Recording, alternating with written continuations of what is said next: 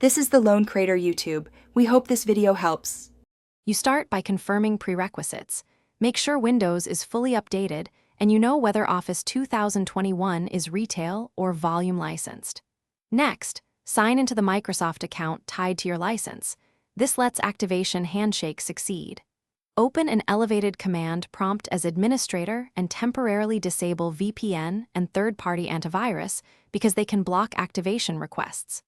Once done, run the Office repair from Settings to Refresh Files. This often resolves corrupted activation components. You now perform manual activation using the OSP VBS script to diagnose and apply keys. Navigate to the Office 16 folder, run OSP VBS/D status to see whether a license is installed and what type it is. This tells you whether you need a retail key or a volume MAK.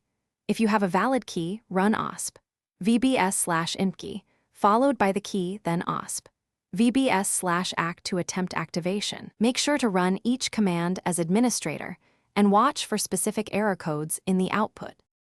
Finish by clearing stale licensing hosts if needed. Use OSP VBS/remist and /remid to remove cached KMS entries, then run OSP VBS/ACT to force a fresh activation attempt. Once activation succeeds, sign back into your account and re-enable antivirus and VPN.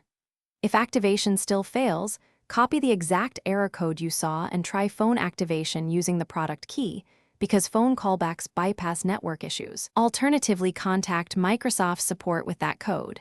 They can tell you whether the key is blocked, expired, or needs replacement.